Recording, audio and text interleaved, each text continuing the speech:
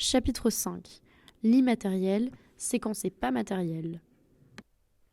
Denis Rioux écrit en 2004 l'ouvrage Yves Klein, Manifester l'immatériel. Et en gros, ce livre retrace un peu le parcours d'Yves Klein et son rapport à la matérialité de l'œuvre au cours de sa période d'activité artistique. Yves Klein, il n'a pas eu une carrière artistique très longue parce qu'il a commencé à créer tardivement et qu'il est mort assez jeune. Mais c'est vrai qu'il a fait 2 ou 3 trucs qui ont amené de nouvelles questions dans l'art. Le 28 avril 1958, Yves Klein réalise une exposition qui sera appelée Le Vide à Paris. Le titre est assez explicite, mais en gros, quand on rentrait dans la salle d'exposition, il n'y avait rien. Et alors là, tout le monde a été complètement affolé. Genre, pourquoi le gars il dit « Ouais, nanani, nanana, expo » alors qu'en fait, il n'y a rien. Non mais on est où là ? En fait, il faut déjà savoir que Yves Klein n'a pas organisé cette exposition du jour au lendemain. Cette idée de l'exposition Le Vide est apparue aux suites d'une longue réflexion autour de la question de la sensibilité picturale de l'œuvre. Bon, je vais faire un petit saut dans le passé. Déjà, à l'origine, Yves Klein, c'est même pas un artiste. C'est un judoka. Pourtant, ses 2 parents l'étaient, mais lui, non, il avait choisi une autre voie. D'ailleurs, fun fact, il a rencontré Armand, un autre artiste de son époque, au judo. Je ne sais pas comment vous allez réussir à placer cette anecdote, mais je vous la donne. Bref, il est parti étudier le judo au Japon et tout, il était hyper fort, sauf que quand il est rentré en France, on lui a dit « Désolé, mais pas moyen de faire valider tes compétences que tu as acquises au Japon, tu dois recommencer à zéro. » Yves Klein, fort dégoûté, décide grosso modo d'arrêter le judo, et voilà, c'est un peu triste cette affaire. Bon, après ça, en 1954, il publie un livre qui s'appelle Yves Peinture, comme ça, juste parce que ça lui faisait plaisir. Il n'a pas pour objectif de se mettre à l'art ou quoi que ce soit. Donc il publie son livre, et ce qui est intéressant dans ce livre, c'est le fait qu'il est constitué d'anticipation d'œuvres. Autrement dit, il intègre ce qui semble être des reproductions d'œuvres, mais en réalité, ces œuvres n'existent pas. Sauf qu'il remarque que son livre marche bien, pas en mode best-seller, mais en mode quand il le montre aux gens, il se passe quelque chose. Ça suscite une forme d'amusement, voire même quelques interrogations. Et alors là, à la suite de cet événement, en 1955, il décide de se mettre à la peinture. Il réalise alors des monochromes de différentes couleurs. Il se présente la même année dans un salon qui refuse ses tableaux sous prétexte que ce n'est pas suffisant. En fait, c'est la période où l'art abstrait est très en vogue. Sauf que les monochromes d'Yves Klein, ce n'est pas de l'abstrait, c'est autre chose. Alors, comme beaucoup d'autres artistes avant lui, il part en faisant son gros bébé et il dit « Vous n'aimez pas ? Ok, pas de souci. Je vais faire ma propre exposition. Je n'ai pas besoin de vous. Bye !»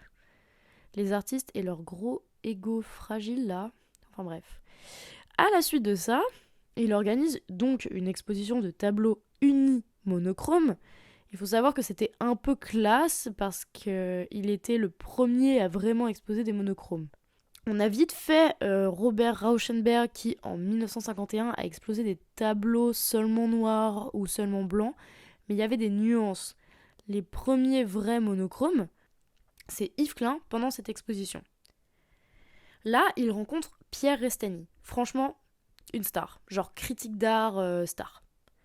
Grâce à lui, en fait, Yves Klein va pouvoir réaliser une autre exposition, Proposition monochrome. C'est d'ailleurs Pierre qui a trouvé le nom. Sauf que ça ne fonctionne pas très bien. Les gens, ils sont un peu en mode...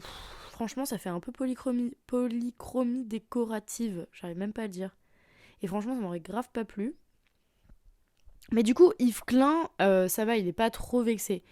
Il accepte la critique et il décide de réaliser 11 tableaux de la même couleur et de la même taille pour une exposition à Milan en 1957. Et alors, à la suite de ça, il fait une conférence à la Sorbonne en 1959 et il dit un truc fou.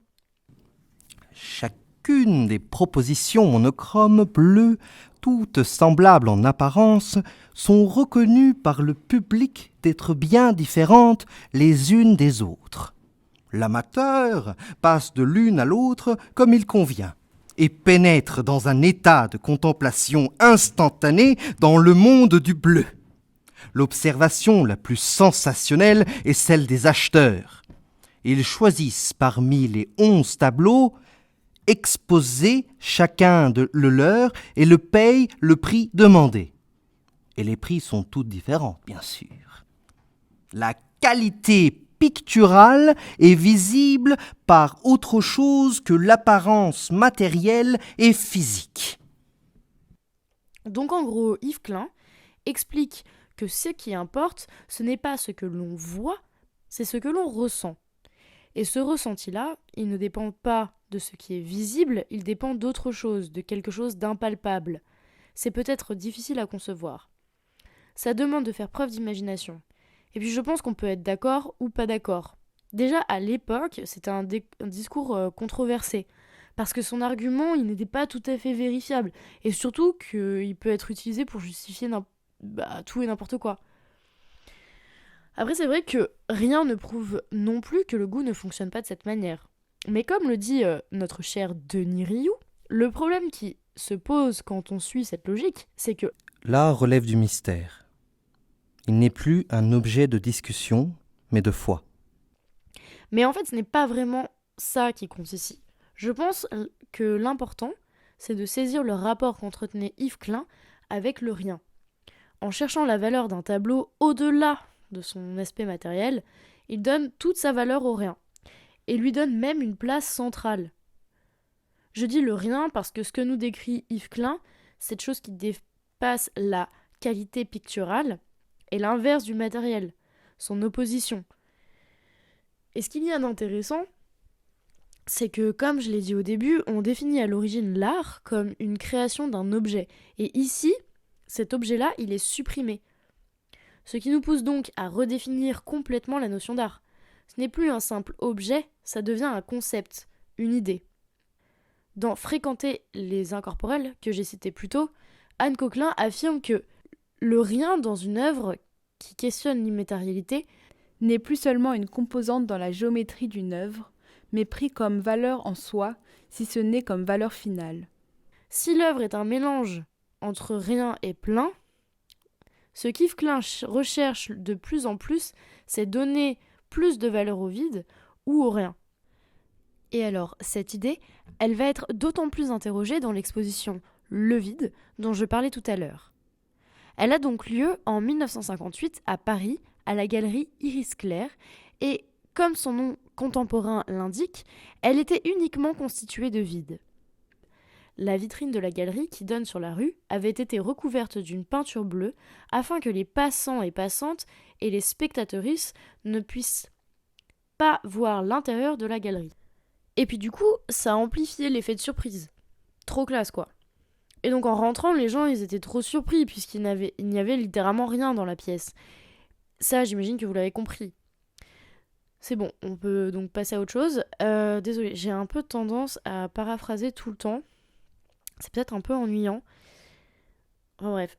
Et alors là, tout le monde était trop choqué. Normal, t'es là, tu vis dans les années 50, tout ce que t'as toujours connu de l'art, c'est des toiles, des sculptures, à la limite de l'installation et un peu de performance, mais voilà quoi. Et là, Yves Klein, il arrive, il montre une exposition vide et il dit « Ça, mon rien là, c'est autant de l'art que les autres choses que les gens avant moi ont créé. Et vous allez faire quoi maintenant ?»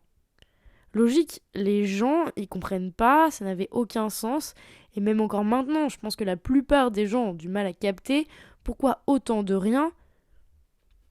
En quoi c'est de la création ça, enfin je veux dire c'est une blague ou quoi?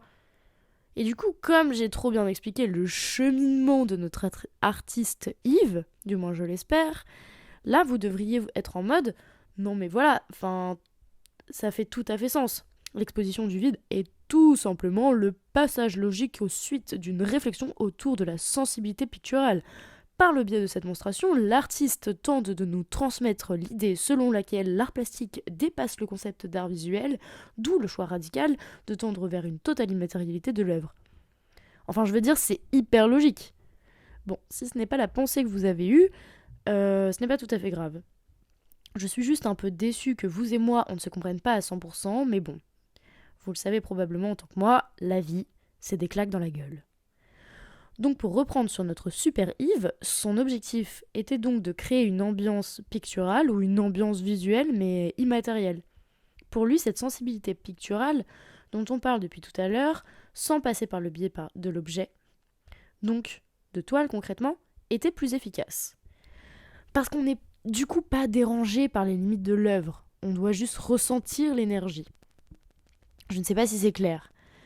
J'espère que ça l'est. Pierre Restany expliquera au suite de cette exposition que l'objectif de notre copain Yves était de structurer le vide dans un espace, en gros la galerie, comme ça l'énergie de la fameuse sensibilité picturale pouvait circuler librement dans l'espace et être ressentie par les spectatrices. En fait, le point essentiel à retenir de tout ce charabia, c'est que l'exposition du vide était une sorte d'œuvre géante qui dépassait les frontières du simple tableau pour occuper tout un espace, et le but étant de ressentir la vibe du vide.